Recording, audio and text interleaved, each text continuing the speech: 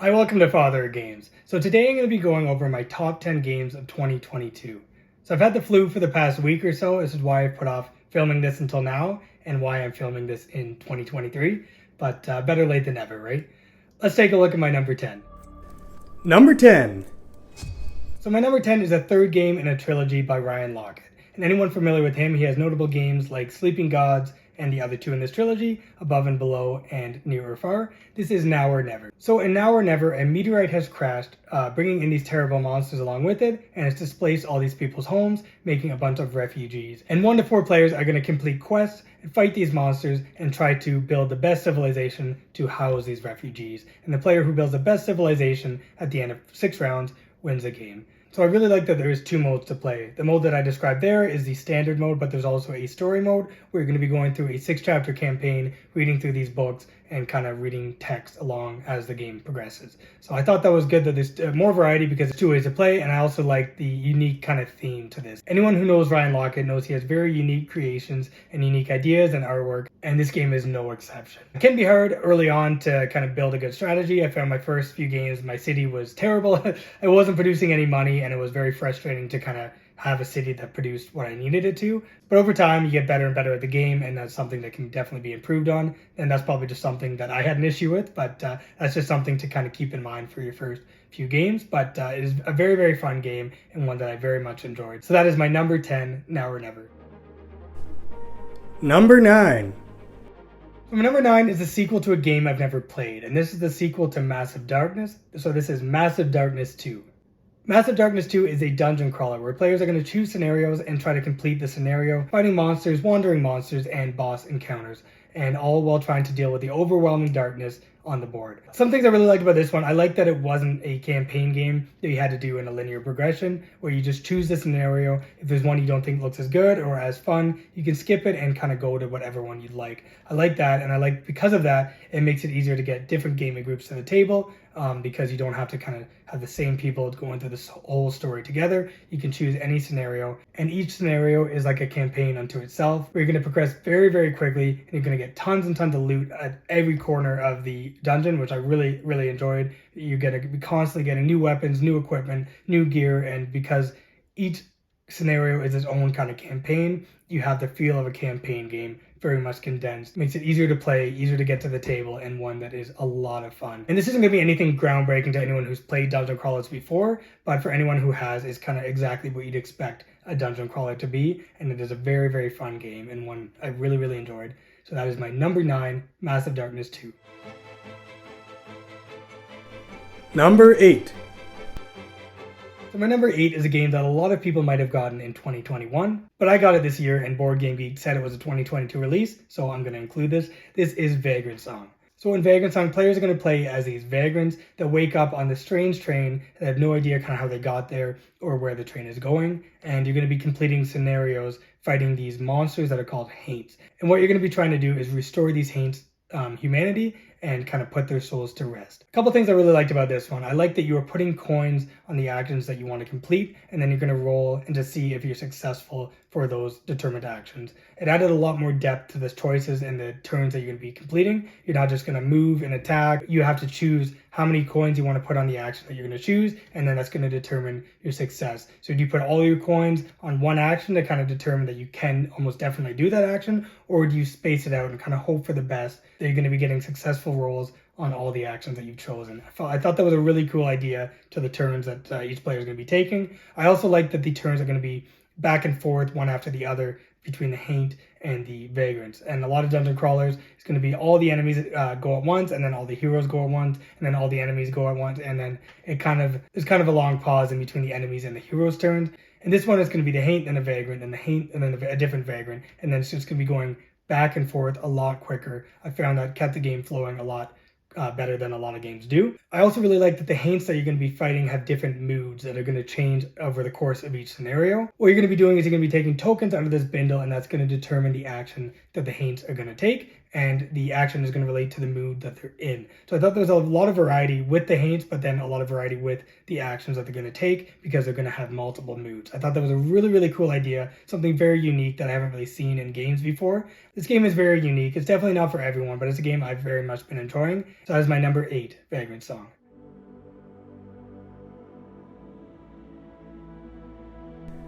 Number 7. My number 7 is a music themed game. Basically, Mozart has died and his wife has hired these patrons to fund the documenting of his legacy and to find these composers to finish the Lacrimosa movement of his Requiem in D minor, which was the last song he wrote before he died. So this is Lacrimosa. So I played piano since I was 4 years old. I played a lot of Mozart songs. I really like his music, but this is a theme in a game that I never thought was needed or never thought would be done well. I thought they would add too much of the music theme or the Mozart theme to make the game fun, or they wouldn't add very much to kind of keep the game interesting.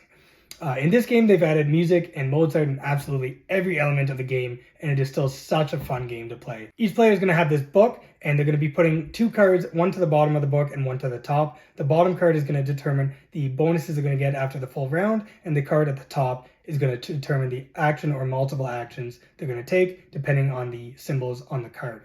And the actions available are to get new memory cards that are going to be added to your deck, replacing old cards, or you can write opuses that you can sell or perform, or you can go to the board and relive Mozart's moments in his life by moving the Mozart miniature to different locations, or you can go to the Requiem track where players are going to be choosing instruments and composers to perform different movements of Mozart's Requiem in D minor.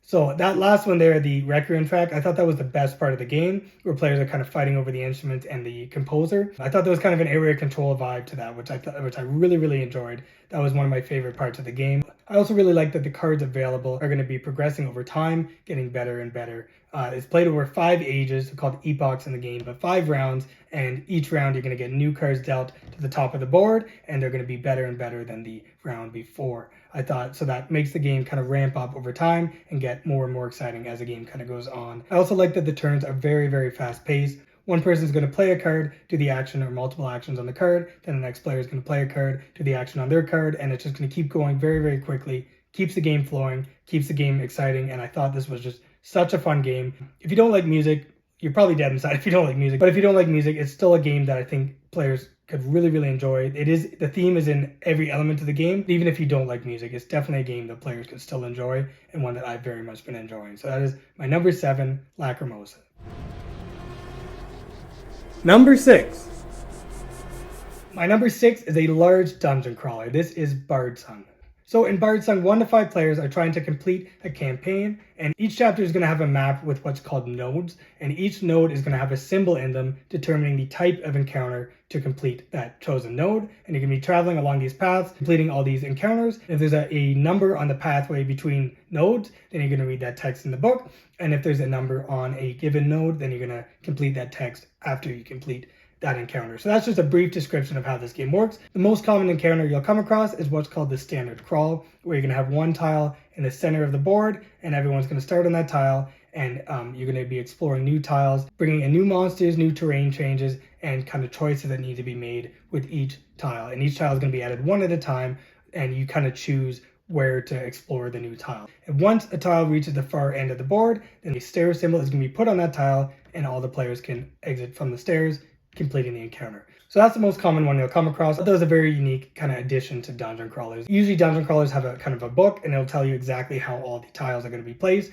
and where the enemies are going to go and all that. This one, you're going to be exploring them one at a time. You kind of shape how the board is going to be created, and the terrain changes kind of affect certain tiles and change the game over time as well, which I thought was a really unique kind of addition to the dungeon crawlers. I found this game to be very easy. For the most part, you're going to be rolling a d20, and then you're going to have a number that you need to achieve to have a successful attack or defense. And the number that you're going to have to achieve is usually like an 8 or something like that. And you also have characteristics that can go towards the roll if you have the matching characteristics, taking away the value that you actually need. So if your characteristic is up at a 4 and you only need an 8, then you really only need a 4 out of 20. So that makes the odds of success very high and very easy to achieve. I found that there wasn't a whole lot of challenge to the kind of standard crawl or a lot of the encounters until I came to the boss encounters. And this is where the game really shined for me, where I thought this was the absolute best part of the game, where you're going to be fighting a boss and you're going to see the attacks that the boss is going to have. They're going to get shuffled into the marching order, which I thought was really cool. You go down the marching order and each attack is going to get resolved one at a time, and you can see what's coming, and to damage the enemy, you're going to be removing these. You're going to flip them over and then remove them from the marching order, making the enemy activate less and have less and less attacks. So I thought that was a really unique kind of addition to Dungeon Crawlers. It was my favorite part of the game, but overall the game is a lot of fun in all elements. It is a little bit too easy, I found, but you can kind of add your own changes to make it a little bit harder if you want, if you don't mind kind of changing up the rules. But either way, this is a very fun game, and a game I think a lot of people who like Dungeon Crawlers will definitely enjoy this game. So that is my number 6, Bard's Son. Number 5. My number 5 is a deck building worker placement game where players are trying to build the best civilization at the end of 4 generations. And this is, of course, Endless Winter. Endless Winter has a lot going on. There's so many different boards on the table, and because of that, it can be hard for new players to learn the game because there's so many different boards that you have to be aware of, and you have to know how they all work, and there's so many different symbols on each board. And it can be overwhelming at first to learn this one, but once you kind of learn the rules and once you know how to play, it is a very, very fun game. There's so much going on, and there's so many different strategies to win. I like the deck building aspect of this game. A lot of deck builders, when you get new cards, they go right to your discard and you have to wait a while for them to get into your hand. For the majority of the cards you get in this, they're going to go right into your hand, and then you can use them again kind of the next round. I thought that was a really good way of doing the deck building, how you're going to get the new cards kind of instantly sort of thing. So I thought that was really good. I also really enjoyed the terrain board, where players are going to be fighting over different spots on this board to have the most majority to gain the benefits in the eclipse phase. I thought that was a lot of fun. There was a lot of stress around that board, a lot of different strategies for placement and for moving your camps around, trying to kind of have the largest majority when the eclipse phase comes around. I thought that was a really, really cool addition to it. I also like that there was so many cards that you could add to your deck. There's these 5 kind of tribes cards below the board. They're all similar in a lot of ways, but they all do things a little bit differently. I thought they were really good, and I like the culture cards as well, the large variety of those, and kind of how they change up the game. This game is a lot of fun to play, and one I will always be happy to bring to the table to teach new players, even though it is a little bit tricky to teach, but it is a very, very fun game. That is my number 5 Endless Winter. Number 4.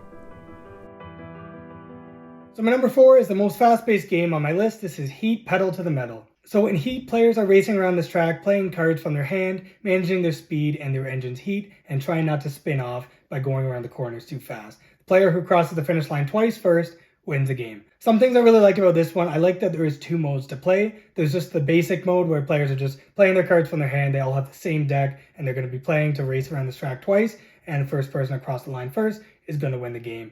It makes it very easy to teach new players because of that mode, and it is a lot of fun. For a lot of players, that'll be enough. But then they also add the championship mode, where there's going to be upgrades that you can add to your cards. A lot of different cards and upgrades that you can add to your cards to kind of tune them the way that you want. And there's also going to be weather conditions and different effects as you're kind of going through this championship mode. I like that there was the 2 modes. It made it so, depending on who you're playing with and how skilled players are to the game and to learning games in general, I like that there was 2 options to play.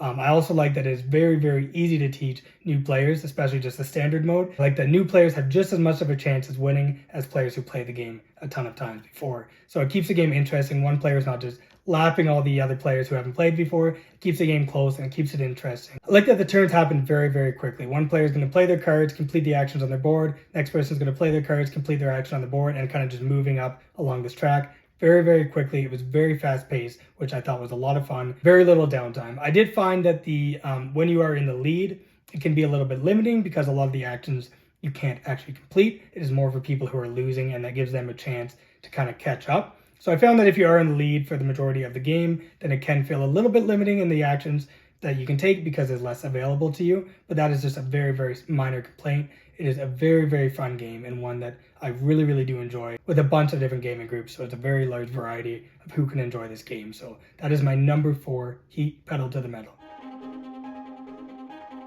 Number 3. My number 3 is the start of a new trilogy by Shem Phillips and S.J. McDonald, and this is Wayfarers of the South Tigris. So if you're familiar with them, you know they've done some very, very popular games in the past, the West Kingdom trilogy and the North Sea trilogy being the most notable. There is so many options to this game, which I really, really enjoy. So on players' turns, they're either going to be playing a worker on a card and completing the action on the board in front of the card, or they're going to put a dice on their board, completing the action there, or they're going to rest, returning all their dice to their available dice. So the turns are very quick paced once you've kind of determined what you want to do. There is a lot going on in this game. The learning curve can be a little bit much, but once you know how to play, it is such a fun game. There's so many choices to be made. And as long as players aren't taking forever to decide what to do on their turns, it can keep the game flowing very, very quick because you're either just going to place a worker, place a dice, or remove your dice and kind of progress the game very quickly. So basically you are astrologers kind of documenting your findings, looking at the different planets and discovering new locations, and then you're going to document what you've discovered, and whoever documents all the way to the end of the track, that's where the game's going to end. Everyone's going to get one more turn, and then the game's going to end. I really enjoy this one. I'm really excited to see what the other two games in this trilogy are going to be like. If this is how it starts, really excited to see where it goes from here. So that is my number 3, Wayfarers of the South Tigris. Number 2. My number 2 is by one of my favorite publishers, Chip Theory Games. This is Burn Cycle. So Burn Cycle, you are robots. It's in the future and the humans have died off and you have recreated the humans. And instead of being thankful for the recreation, they are jealous and try to reprogram you and take over the robots who you are controlling. And as these robots, you're going to be outnumbered, but you're going to be infiltrating these corporations and fighting against these CEOs on the network. Also trying not to be seen as you're going from room to room, completing scenarios from a list of scenario choices. So in all honesty, robot themed games don't really do a whole lot for me. And from what I'd seen in the gameplay, I didn't really think it looked too fun. And then I played it and I didn't like it. I think because the game was so unique and the gameplay isn't really like any other games, that it took me a while to actually figure out how to play and how to make strategies. And it wasn't until my 3rd or 4th game that when the rules kind of started to click, and once I could kind of make strategies and kind of know what the guards are going to do and how their movement worked and all that, then this game really started to take off, and I really started to enjoy it, and one that and obviously it's my number 2 game that I've really enjoyed now, but it did take a little while to get to that point. But basically, I love that there is so many options in this game. There's so many different scenarios. In the base game, there's 24 scenarios, and these are all going to be different depending on what bot you use. So there's 10 different agents in the base game, and all these agents are going to have their own kind of innate ability, and then 3 more that you can unlock that are all different from each other. And then there's also a reverse side for every one of those, that one of those is going to be the command module, and on that reverse side there's a new ability if they're the command module, and basically the command module is the lifeline. If that command module dies, then all players lose a game. On the reverse side, there's going to be new abilities for that command module, and then there's also 6 different captains, and they're all going to be different from each other. They're all going to determine the guards that come out and different abilities for themselves, and it just, even if you do the same scenario over and over, it is very different just because of the different agents you can use, and the variety of this game is incredible. The components are amazing. Obviously, Chip Theory Games goes above and beyond in all their components, but the gameplay itself I found to be really fun. I found it works best as a solo game, but it is also very fun in 2 to 4 players as well. It can be a long game in the higher player counts, but it is such a fun game. It is worth the time investment to learn the rules and to play the game. If you have not played this game, I highly recommend it. It is such a fun game. And that is my number 2, Burn Cycle. Number 1. And my number 1 was my most anticipated game of the year, and I love when games kind of meet my expectations, or in this case, far exceed them. This is Aeon Trespass Odyssey by Into the Unknown. So this game is massive. The box is over 30 pounds and it is larger than my 3.5-year-old daughter. It is just insane the amount of content in this game, but the gameplay itself is absolutely amazing. It can be a chore to learn. The rulebook is over 80 pages and there's different rules in each cycle, which is kind of the campaign books. So there is a ton of rules to learn, especially playing the single player. I found the boss battling side of things can be a lot to learn, but once you learn it, it is such a good game. So there's 3 different parts of this game and they're all massive. There's this boss battling side where 4 titans are trying to take down these massive primordials. Whenever you damage that enemy, you're going to be flipping over a body part card, and that's going to determine the part of the creature that you're trying to damage, and then you're going to try to make successful rolls for that body part that you're trying to damage. And once you've done enough wounds, then the primordial is destroyed. But it's not that easy. It is, you're going to be getting smashed around and hit from all sides from this thing. And even if you're the one on the attack, you still can take a lot of damage and still get killed very easily. It is such a tough game to win, and it makes the fulfillment of when you do win these boss battles so much fun. But then there's also the exploration side where you're going to have this massive ship called the Argo, and you're going to be going place to place, discovering kind of new locations, getting new abilities, making new technology discoveries, and unlocking new weapons and a bunch of different things. There's so much to that side of things. But then there's also the adventure phase where you're going to be going through this book, making choices, reading all this text, and as the story progresses, more and more things are going to happen. And the choices in this game really do matter. You can make some really bad choices and it can really drastically affect the game. I found that I really loved that part of the game. I was surprised at how much I actually enjoyed that. Sometimes in games, I don't always like doing the reading because it can take away from the boss fights and kind of the gameplay part of the game. But in this one, I love the adventure phase. It was so much fun. But every element of this game is just unbelievable. It's the scope, the scale, and just the amount of fun it is to play. This game I will be playing for years and years to come. It'll probably take me years and years to beat it because it is absolutely massive, but it is such a fun game. That is my number one, Aeon Trespass Odyssey. So that's my top 10 of 2022. If there's any game that you think should be on the list and I haven't included, let me know in the comments down below. I'm always happy to get game recommendations. But that is my top 10. Thank you so much for watching and stay tuned for more videos.